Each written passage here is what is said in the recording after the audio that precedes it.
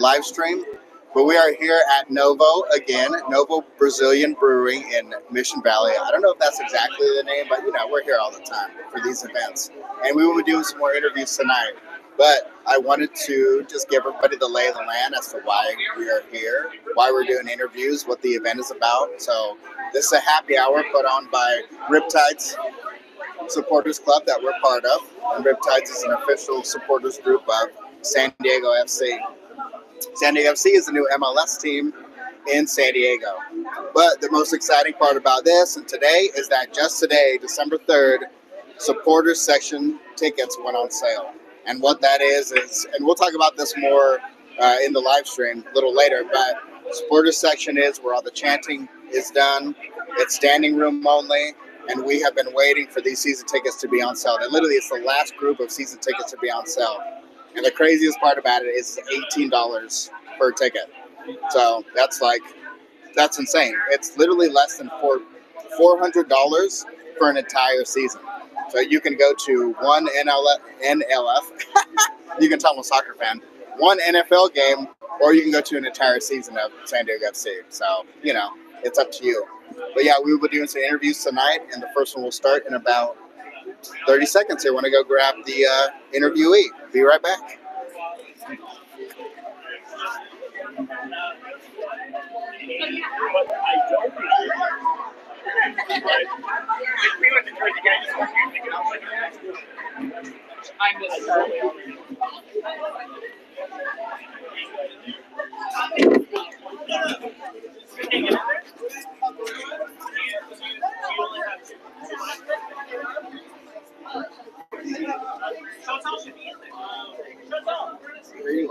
So we just hold the mics about here, and it's good. Yeah, like this? You've done this. I actually haven't done a podcast. Oh, really? My first podcast. Oh, nice. No, we're doing a live stream right now on YouTube. That's where the bulk of our followers are at the moment, is YouTube. But yeah, as I mentioned before, is we're doing interviews tonight. And I did bring up just the soccer side, but we also, in the supporters groups that have been developed, through SDFC and everything like that, do a lot of community outreach and just literally just building the community around. So we wanted to have special guests on tonight. Diane, who's actually is a founder or co-founder? Co-founder. Co-founder? Yes. Co-founder of Hey Operation. Yes. So if you could just give us a little bit of your background on what Hey Operation does. Yeah, so Hey Operation, Hey stands for Heal and Empower Youth. And our mission is to create experiences that help heal and empower displaced children. We've been focusing heavily on foster youth, but our goal is to design spaces and create experiences to promote healing for displaced children. No, that's obviously amazing. But I did read a little bit. I read you started out wanted to be an architect, maybe building an orphanage, things like that, and then it developed into this. Maybe was that more of like, wait a second, I can make an impact now, or what was that decision to go from maybe going to the architect side to, I don't know, in 2021 sending 1,000 gift bags or 2,000 gift bags out, like that journey seems crazy to me, like if you could break that down. Sure. So when I was 16, that was when I decided that I wanted to become an architect to build an orphanage. And I knew it was going to take time to get there. So an opportunity came up where one of my dad's friends was dressing up as Santa Claus and going down to an orphanage in Mexico. And he asked if we wanted to donate some toys, and my dad said, well, can we join you? And he said yes. So we actually packaged 30 gifts that year. It was in 2012, and we did it in our garage. And my dad had posted it on Facebook, and some family members saw it, and they said, oh, if you do it again next year, we'd like to get involved. And it just continued to grow over the years. And last Sunday, we had our 13th annual gift packaging event where we packaged over 4,000 gifts for displaced children. Oh my God, that is incredible. And now you said you went down to Mexico for the first one. This now, has it grown bigger than that? Do you still go down to the same orphanage in Mexico, or how does it work currently? We've actually expanded further out from Mexico. We've been donating to organizations in San Diego, Los Angeles, and Mexico. Very nice. And what are you a San Diego native yourself? Is that kind of what put you in this area, or? Yes, born and raised in San Diego. Oh, nice. Me as well. North County, Escondido. South Bay for me. Oh, cool. Very nice. No, that's awesome. And again, I was reading up on it, and it just blows my mind. So if somebody wanted to, if people are, we got servers coming around asking about food and things like that. So just bear with us. But if someone were to volunteer or want to get involved, or what are the best ways to do so? So we have our annual gift packaging event. Our event this year was on Sunday, so that already passed, but there are different ways to get involved. If you'd like to have a leadership role, there's opportunities for that. And if you'd like to become a sponsor or to donate to our cause, you can go to our website, heyoperation.org, and learn more. No, that's incredible. And of course, a big question I'm sure some people are asking, when we donate, tax deductible? Yes. Wonderful. That's always a good thing, and then the membership I saw, is only, become a membership for Hey Operation. It goes towards everything is only $30, which is incredibly reasonable. Yes. That's amazing. And you can do that on your website? Correct. Okay. Very nice. And where, is it only seasonal? So is it only during the holiday season? But there's work to do all around it, forever, right? Or all throughout the year? Yes, we're actually working on different programs for next year. We want to do a sports tournament, like maybe some soccer tournaments, and because sports can become a form of therapy. There's always different forms of therapy. There's art therapy, sports therapy. So we'd like to incorporate different types of workshops and experiences throughout the year. So that's the goal. When you donate, it's going towards these types of activities. No, that's incredible. And when you say displaced youth, do you mind kind of putting a definition on that so people that might not understand that kind of know what you're going towards? Yeah, so that would include foster youth, homeless youth, youth that are transitioning from jail to juvenile, and then also from foster care to like adulthood when they turn 18. So also we've donated to Brady's Children's Hospital, so hospitalized children, just any youth that could use any sort of support. Yeah, essentially the people that need the support the most, don't have a support system, a safety net, anything like that, and they're kids. They don't have any other choice, anything like that. So that's really very admirable. I think it's really amazing the work that you guys are doing. But no, that was now kind of my questions are, what type of, how hard was it to start a nonprofit and all those things? Like how much red tape did you have to go through? Did you find it to be relatively simple, or did it help, starting from the garage, starting from the garage style, which is amazing? Like, how was that kind of journey? So we didn't actually form the nonprofit until 2020. Okay. So from 2012 to 2020, it was just a group of family and friends that would come to the garage and assemble these gifts. And so our nonprofit had just turned 4 years old. And so the transition was easy because we had already established something. And we were still in the garage in 2020, and then we branched out in 2021 at One of One San Diego, and that's where we've been hosting our gift packaging event. Okay. The owners have been very generous in opening up their facility to us, and it's just a really great facility where, it fits.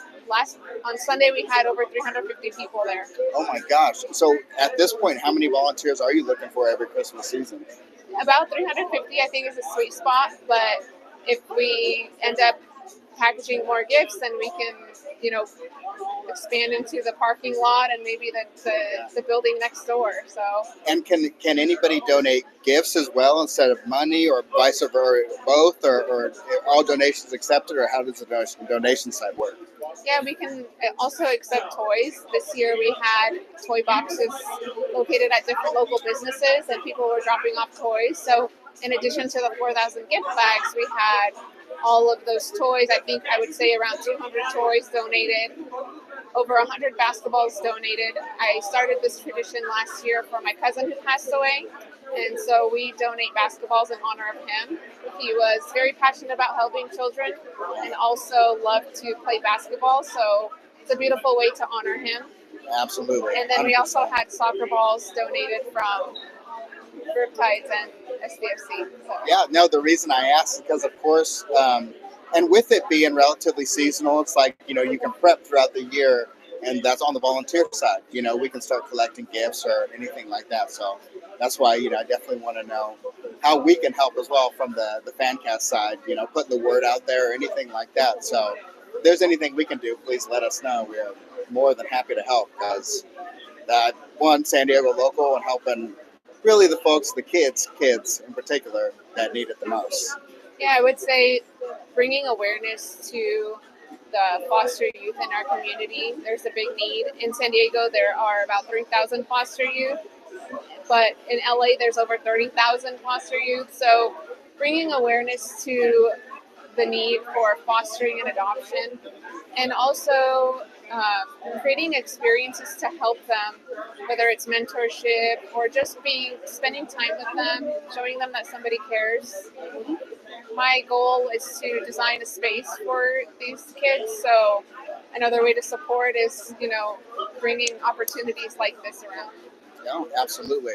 And, since you've lived in this realm for quite a while now, do you feel that San Diego does a good job of supporting the displaced youth, but can do more? Kind of where do they lie right now, do you feel, as a city?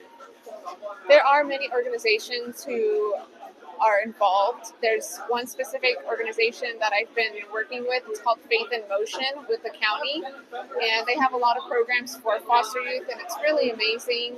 So I think that there are opportunities and different organizations that help, but there's always more to do.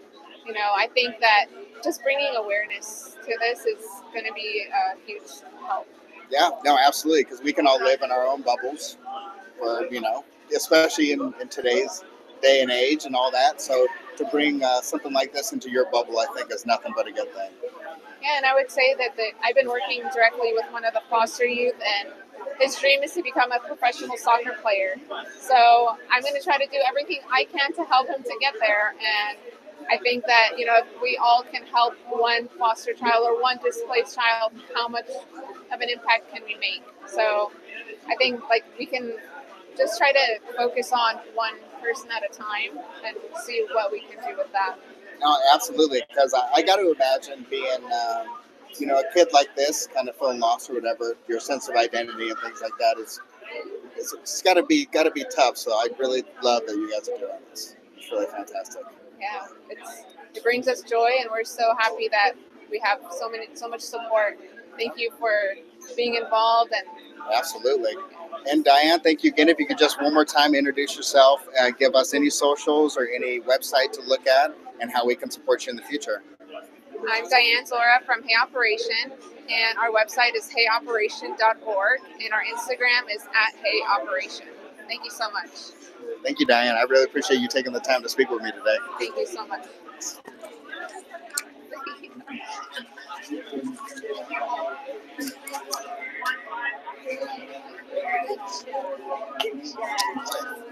Sorry for that.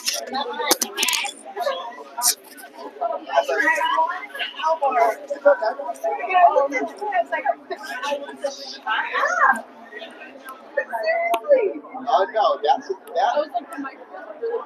They are. I still feel like every time I listen, I'm like, I'm talking too loud.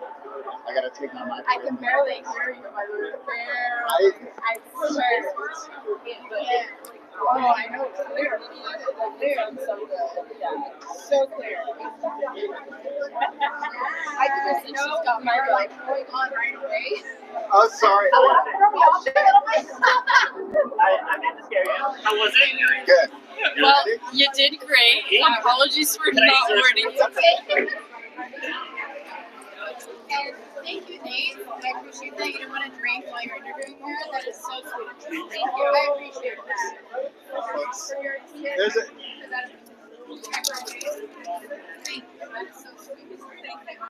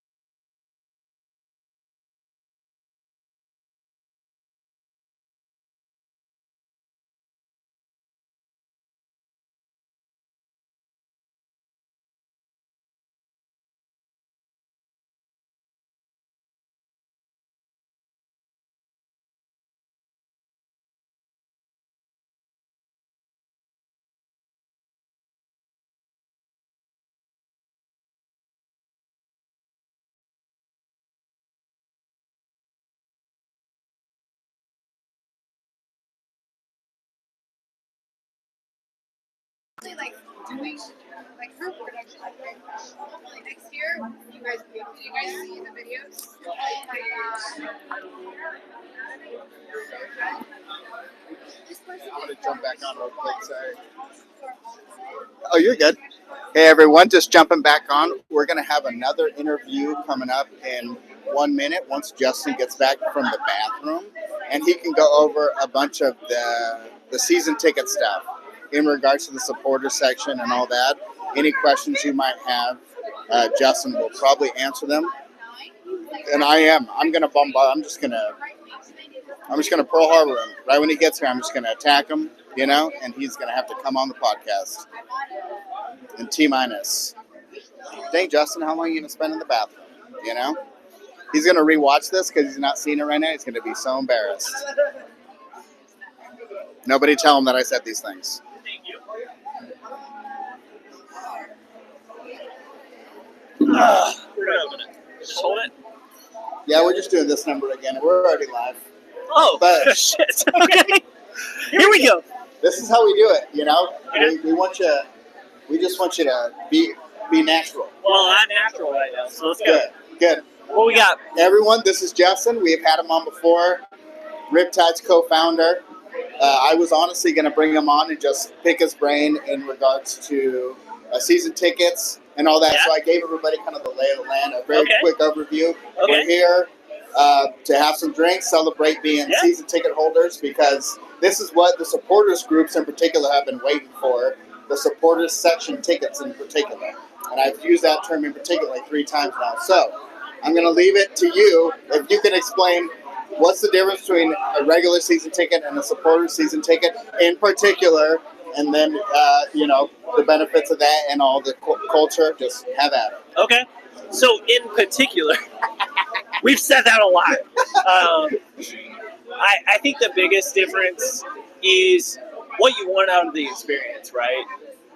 A supporter in general is not somebody that comes to the game and just watches the game and goes home, right? We think about it nightly. I'll admit this. I was a fan of Atlanta, right? And I watched Atlanta go through an MLS Cup. Well, The season, pretty dang quickly, too. Yeah, the first season that they existed, right, they did pretty well. And I realized I was a supporter when I would go to the match and I would watch the replay the next day because I had no idea what happened, right? Gotcha. And you get caught up in the moment. You get caught up in the crowd and the chants and just trying to drive the team forward.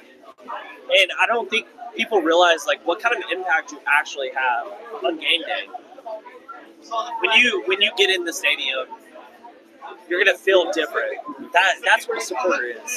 You come in, and you're not coming in with the explicit purpose of watching the game. You're coming in to actually drive the team forward, to make a difference, to make Snapdragon a fortress, to show SD off, right? We want to show San Diego is amazing. Absolutely. And if you don't think that makes a difference from the fan point of view, players will literally tell you in every league what is the hardest away ground to go to, and it's because the fans. Exactly. The fans create that atmosphere. They 100%. create it for the home team and for the away team. Yeah.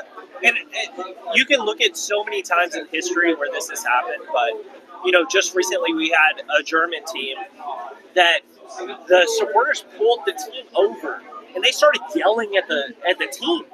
They started berating the team on their performance and what was happening. The team didn't just say, take the players off the field. It was important. It's a moment.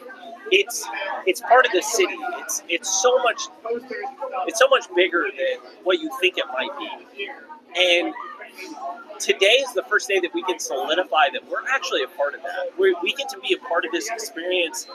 Year one, we get to be founding members. How many people can say that? We can say you're going to be a founding member of a soccer team. Actually, I told Julie this today. This is the very first time I've ever been a season ticket holder for any sports team in my life. Do you have a beer? We should cheers to this. Let's go. It's so much more important than a a lot of people realize. And I really feel like people are going to look back on this moment. And I'll say this. I was there at the beginning of Atlanta, right? I've talked about my experience from that.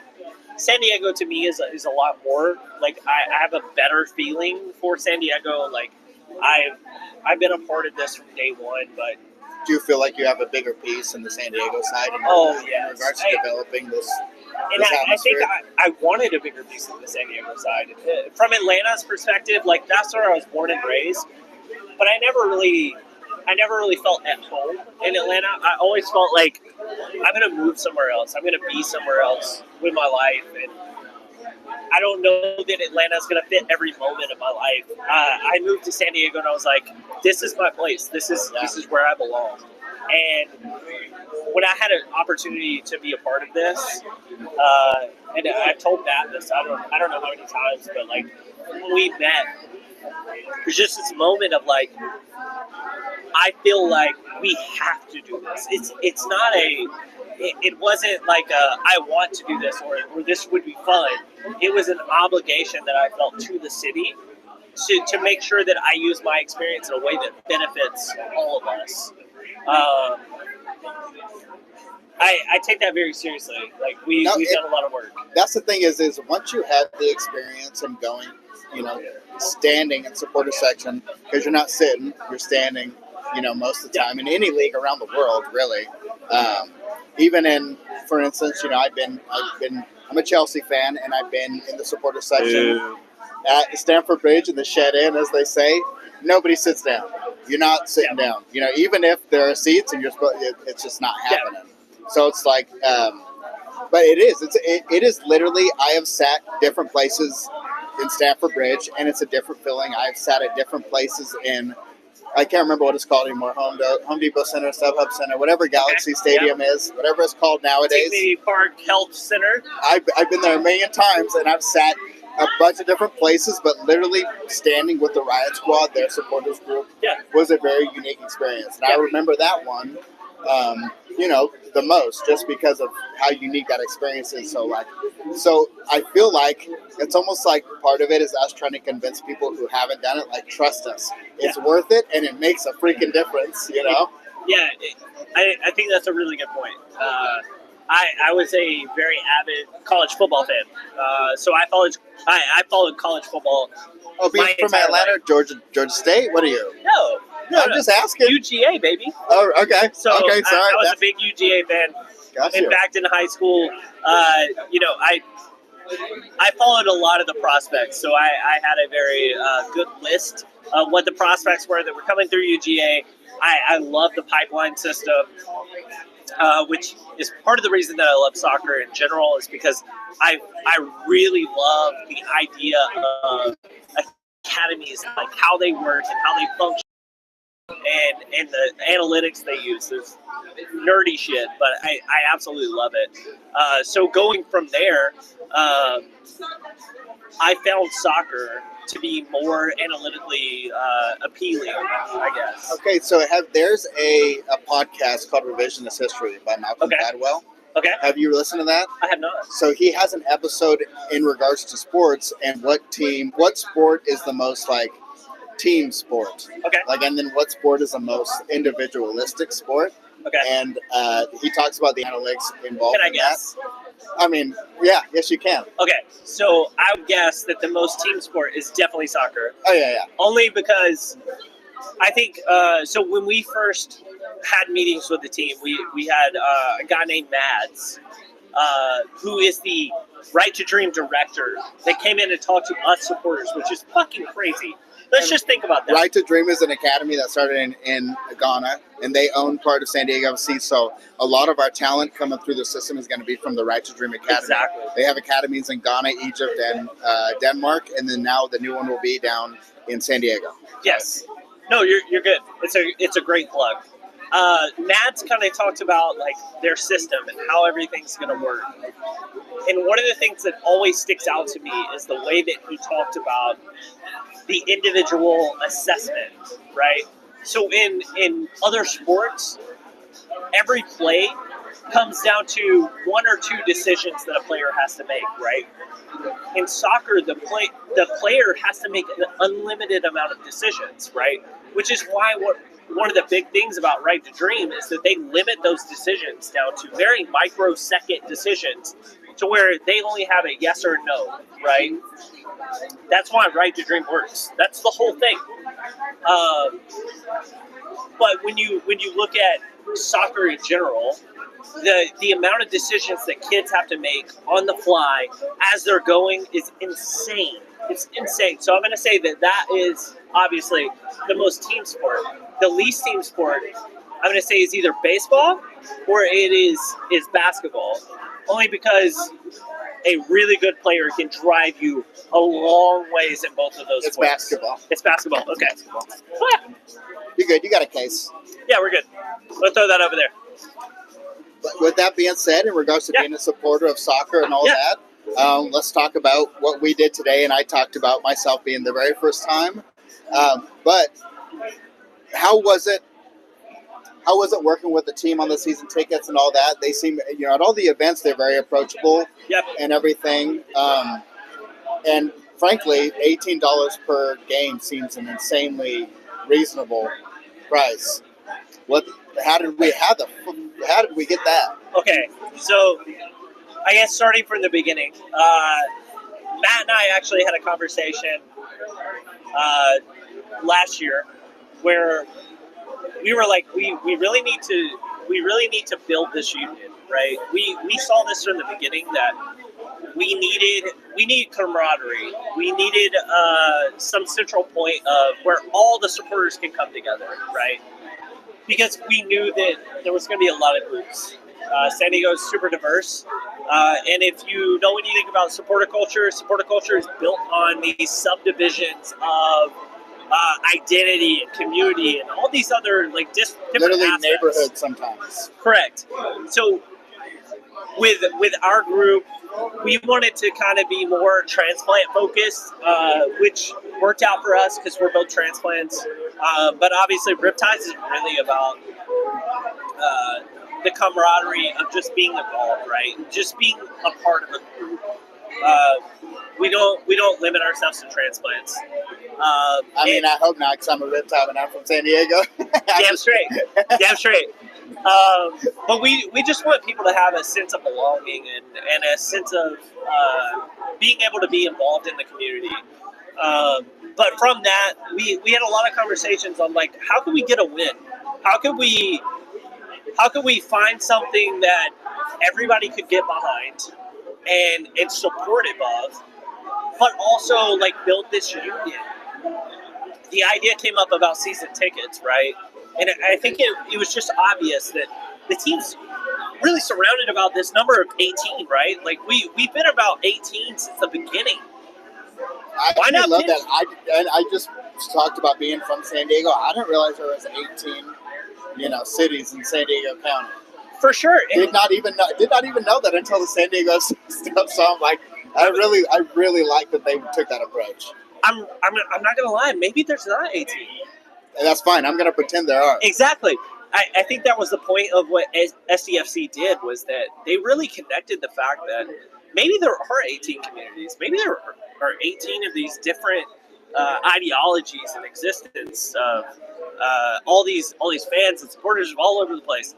And they really surrounded themselves with the number 18. So the idea was what if we did 18? What if 18 was the number of each game, right?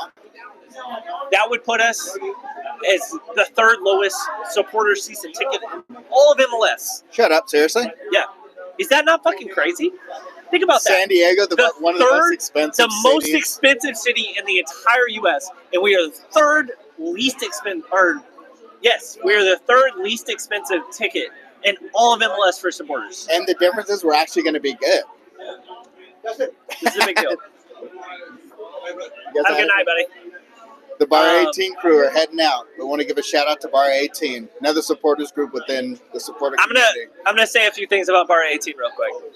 Today is their 1 year anniversary of their name. Esteban, happy 1 year anniversary. Thank you, brother. Thank you. Barra 18 is a fantastic group. I can't say enough about them. Really, all of our groups are. So whatever group you connect with, I highly suggest getting involved. Get into this, because you're going to look back on this and be like, I wish I was a part of the beginning.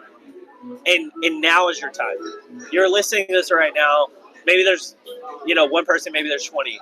I promise you, you want to get involved. It is an important moment in our history as San Diego, as our history in MLS. It is needed. I cannot agree more. It's because right now is the perfect time as well, because tickets are all on sale. Like, you can buy season tickets. Dude, we are season ticket members. You can, this happened. They have the store, they have the merch, but there's still a couple months before the season starts. So it's like, if you are interested, even one iota, now is the time. And yes, do it. Like, there's no barrier of entry. You can literally walk into Novo. The barrier of entry is driving down to an event and then coming up and letting me know. I put the mic too close to my mouth right there. Again, I'm going to be loud for a second. Come in, let me know I'm too loud on the mic, and just be like, hey, I'm here for San Diego FC stuff. And we'll be like, hell yeah, let's do it. And I'll kind of preface a few things, right? So what we're really looking for are people that want to be involved in the community. And what that means is you're signing up to stand for 90 minutes. You're signing up to sing for 90 minutes. You're signing up to be a leader in your community. And you may think right now, listening to this, like, there's no way I could possibly do that. I promise you, this is the moment. Like, this is the time to take a step back and be like, I can actually be involved in this. We just did a charity event the other day where you just had Diane on from Hay Operation. I don't think that a lot of these people that went to that event knew that they would be doing that. No. Even a few months ago. Like, it's easy stuff. Get involved now. Help us build this, because we are going to be a very integral part of the community. You can look at examples right now in MLS. Look at Timbers Army. Look how much money they've raised for the community. Look how much of the money they've raised for different funds and things that are happening around Portland. It's amazing. And I'll plug those guys, because honestly, they do great work. There are other supporter groups in the nation that do amazing things. Footy Mob. That's my old one from Atlanta. Is it? Dude, that's one thing I love about MLS culture is, like, fuck all the other teams, but the supporters groups themselves are our buddies. Like, if it's other people just willing to do these things and all that, then it's just like, hell yeah, we will chant against you and we'll sing nasty songs about you and all that stuff all game long, and then we'll buy you a beer, after the game. No, there's going to be a lot of that. But that's how it should be. Like, healthy competition is okay. Well, it goes so far, right? No, for sure. Because when Cincinnati comes here, I'm sorry, Cincinnati not people. Friends. Not buying you a beer. But no, not doing it. You were bringing up Portland doing what's awesome about the San Diego FC stuff already is, like you said, like already joining the community side, volunteering, and the team hasn't even played one game yet. Dude, like, it's already started. Because the point is not the team, and this is something that's really hard. Like, the concept of getting a supporters culture out there in the community is really difficult, mainly because it doesn't revolve around the team. And I know that might be like a shocking thing to hear. Or it's like the individual, right? Like, you could literally join this and not be a soccer fan and still have a wonderful time and all that. Like, there's multiple different facets and that, like, are a valid reason to get into this. Yeah, and it's such a weird thing, because a lot of people are going to maybe watch this in 7 or 8 months and be like, man, I should have listened. You know what I mean? Like, I should have gotten involved. And that's okay, because we're still, I guarantee you're going to come to the Riptides tailgate in 7 months. I don't know who we're going to be playing, but I promise you we're going to have a good-ass fucking time, and you're going to be like, man, I should have gotten involved. You're going to watch this back and be like, man, he was right, but you can still get involved. And that's the whole point, is that it's never too late. Supporters culture is built on the backs of people that are going to continue to do this over time. We need to evolve. We need to change our mindset and the way that we're going to do things over the next few months. This is a very important thing. Yeah, could not agree more. Could not agree more. But no, thank you for getting on and letting people know Can why. I plug a couple union things real quick? Dude, the floor is yours, my friend. Okay, so a couple union things. Sign up now for the union.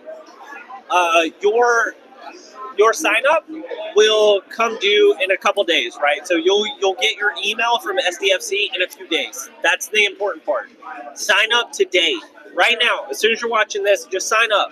Even if you don't think you can afford it, whatever it is, your donation helps us significantly. The other thing is the season tickets are really affordable. So it's $18 up front, $60 a month for 6 months. That's it. That's all we have to worry about. We want you there. Super easy. If you have issues, please contact the Riptide's email address or the Riptide's Instagram. I will promise you, I will be the one that gets back to you. I will make sure that you get taken care of. That's the biggest things. No, thank you. And Yeah, just literally, like, personal side, thank you for everything. Thank you. Justin was actually the first one to introduce us to everything because we saw him at the Oceanside Chrome Ball. So, honestly, dude. Hey, as season ticket members, Can you? the very first time. Hey, can you believe that? You know, just walking up to your tent and just being like, "Hey, what's up? We started a fucking dorky ass podcast, and now here we are at No, I can't Novo." believe it. I saw you guys. I knew it was gonna happen. Hell yeah. They're Hell yeah. dorky. Yep. He's like, this is our people right here. Exactly. I at knew these it. fucking The nerds. second Nate, I was like, oh, Nate's cool. Chris is weirdly like nice. I don't know. I don't know. Yeah, the whole crew. We're That's this so is funny. This is gonna be Dude. a fun thing. Like we're gonna continue this. It's gonna build. You guys are like a group of friends that you're just having a beer with, talking to about the thing. I think you should continue that going forward. Make it to where it's a fun thing to talk about the games, even if they're painful. To This talk is about. fun. I mean, it agree. literally has already been fun for us, and that is the track we're going to go on. I mean, if we can spiel some breaking news, we will do it any chance we get. Don't Damn get us straight. wrong, but like we'll also be the people after the games interviewing the fans and all that. Like I'm not joking. I bought supporters. I will be standing there. I will be drenched in probably beer at the end of the game for people from celebrating goals. Beer and other liquids. And so I will be standing out there freezing my ass off outside Snapdragon, asking people like, how did you feel about this game? After with my voice is gone because I've been chanting all game. Oh no, I'm in it to win it. It's gonna be fun. It's gonna be a lot of fucking fun. I don't know how to say it. Do you mind grabbing Quinn? I'll ask him about some of the draft stuff. Good luck. Thank you. Oh, Mike. Do you want the mic?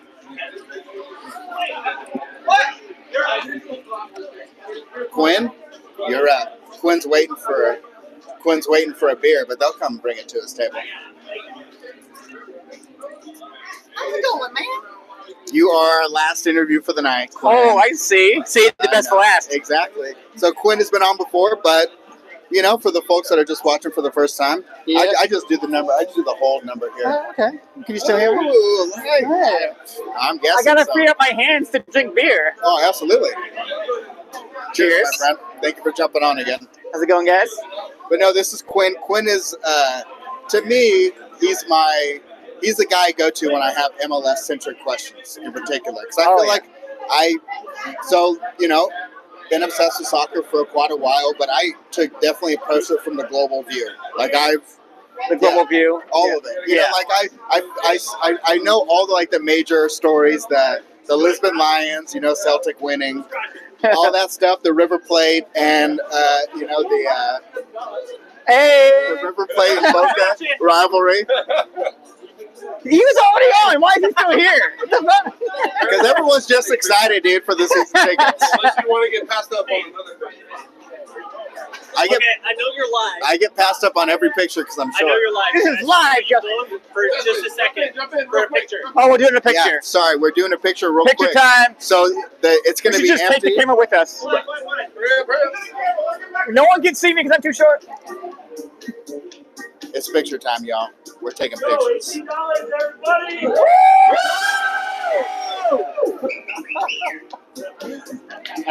I found my window. That was fun. See, this is all the stuff everyone's missing out on. who isn't going to be in the sport. I am not in that picture. I am behind Brandon. Yeah. that doesn't And count. everyone is behind him at all times. But yeah, it was good to see you guys. Good to see you. So I wish they invited people as everything. See, you just need to come to these events. Join up, like we were saying. Join the community. Come on up. I'll buy you a beer. Yeah, I absolutely. promise. But no, see Quinn. He's buying first round. Buying The first round. First SDFC game. No, I do. I look at you as the go-to guy for kind of MLS history and MLS things history. like Yeah. that.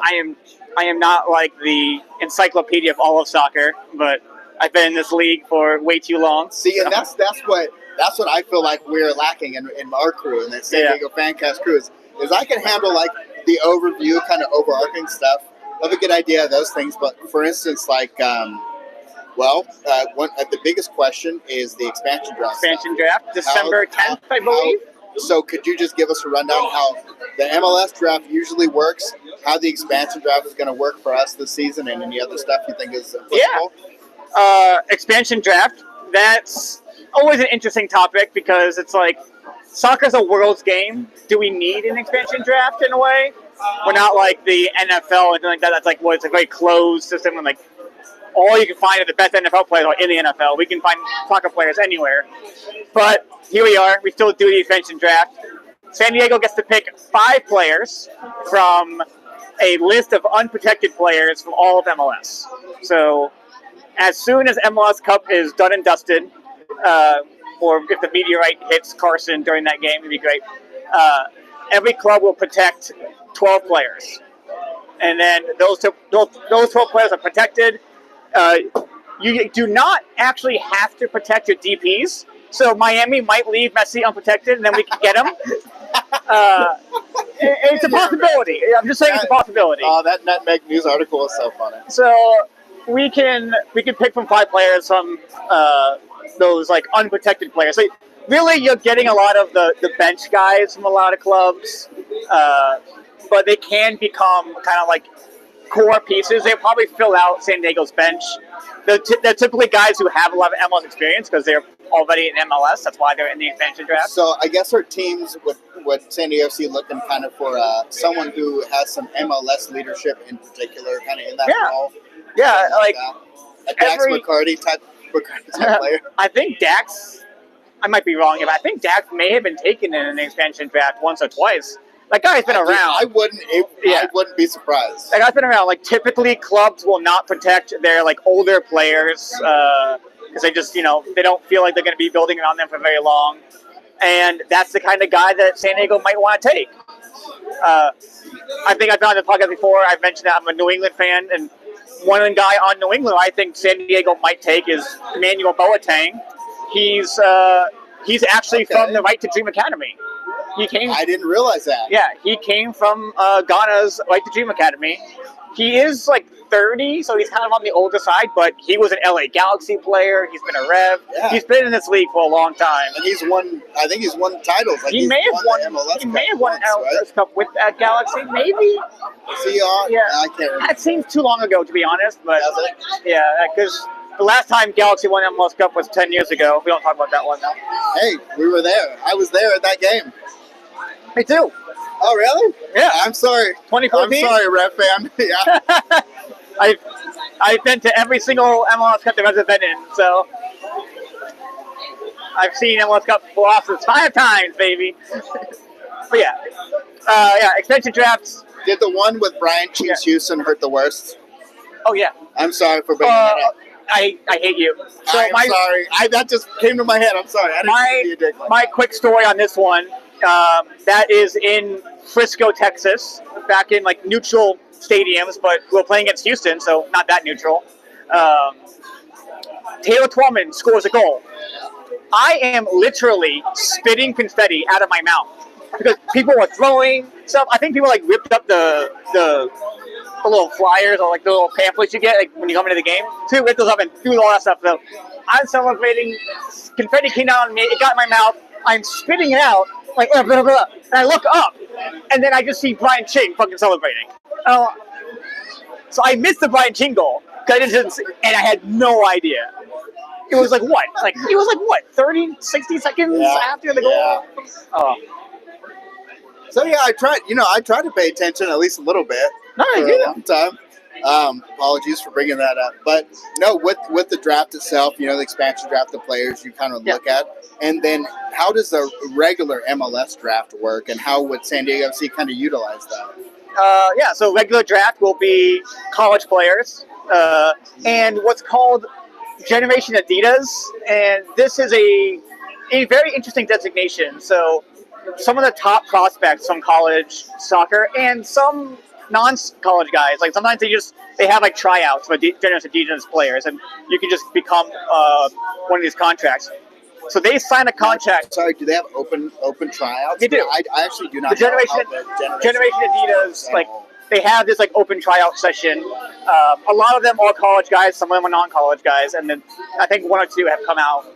You have to be invited to it, or can you? Is it kind of I think if you're part, you're not like invited to it, but if you're part of an organization, any kind of youth club, and if you're part of soccer, you're probably going to be in this draft. And then Generation Adidas will probably come out and say, "Hey, you're a really good player. Let's see what you got," and then you literally can sign a contract for Generation Adidas. Now you basically already have an MLS contract. And then in the regular super draft, you'll see in the very top of it a lot of the Generation Adidas guys coming off because they've already signed contracts. It's very easy for that club to sign that player. They get to go into a certain designation on MLS's roster rules, so they actually count as part of like their supplemental roster. They don't hit against the cap. What's the acronym for this? Is this GAM? Is it General? Which one is the Adidas? Oh man, we're going everywhere. Generation Adidas is nothing to do with AMs. Any GAM, PAM, SAM. Okay.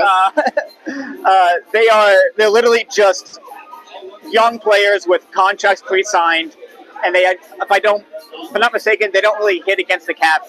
They go into what's called the supplemental roster, and then their Generation Adidas contract goes for like 2 to 3 years, and when it expires, now they become like senior roster players, but hopefully they've already established themselves in the club and they get re-signed at that point. Understood. So these are usually your top prospects from college. So it's essentially a way to give them a couple years to develop themselves in the league with no penalties to the team in regards to the salary cap and things like that. As a kid, like if you offered a Generation Adidas contract, you sign that thing because you're guaranteed money and you're guaranteed work.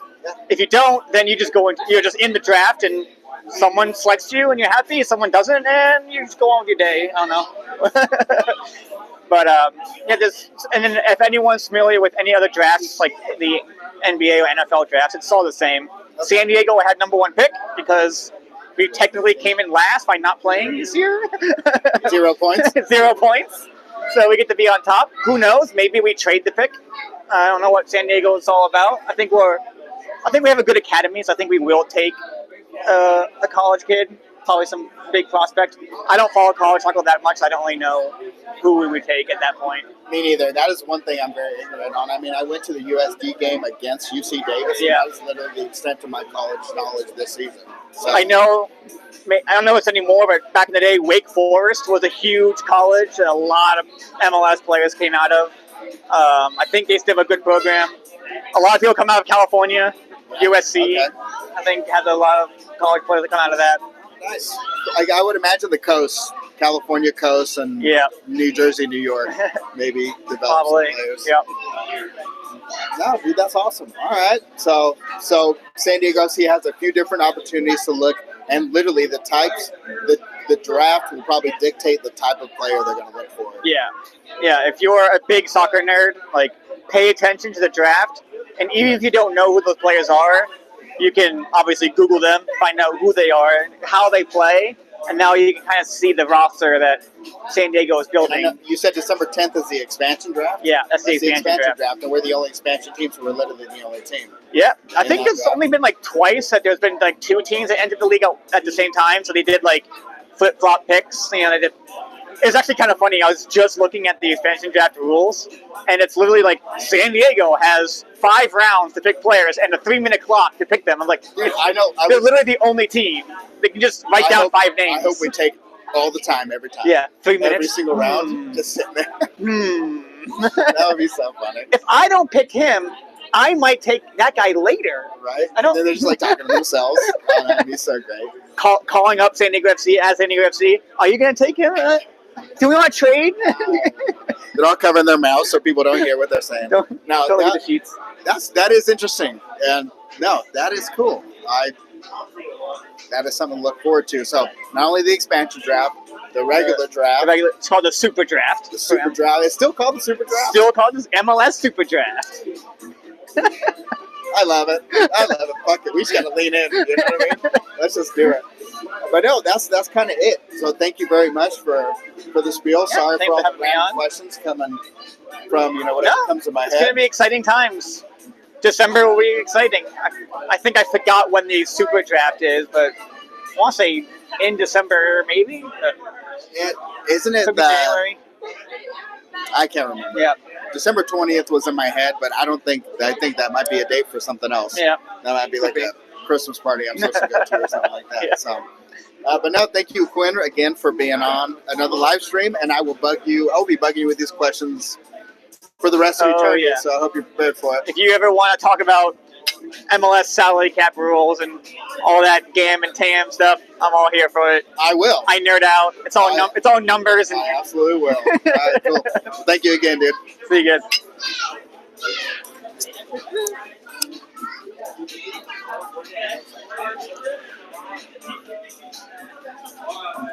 And cheers to everybody that's still watching. Thank you very much for hanging out with us during this live stream. We will be doing far more in the future. So see you soon.